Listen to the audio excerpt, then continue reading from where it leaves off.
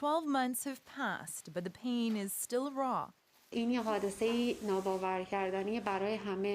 event is unbelievable for all of us. 12 months has passed, but for me, every day, it's like the day it happened, says Shahnaz Oleh. Oleh and her husband took over Amir Bakery in North Vancouver, which has been the site of many vigils where tears were shed and prayers sent. The owner, Amir Pasavand, couldn't bear to run it anymore.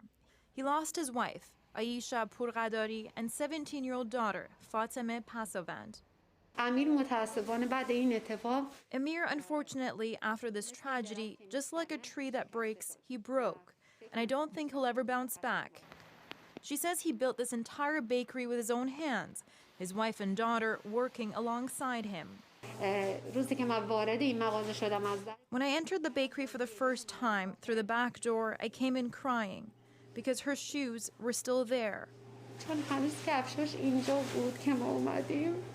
And I didn't know how to pick them up. And there are still things I can't bear to touch. 20-year-old Kimia Purshaban Oshubi lost both of her parents, Firuze Madani and Nasser Purshaban Oshubi.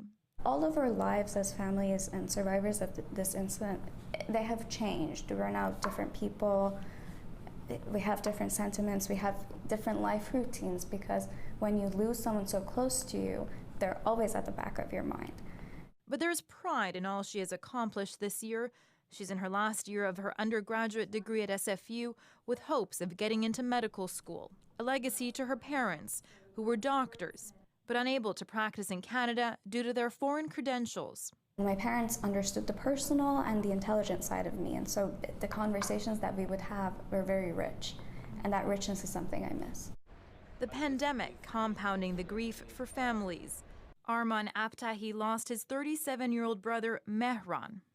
A postdoctoral fellow at UBC, researching how to remove micropollutants from water. It was a tough year. COVID particularly made everything even harder. It made my family even lonelier.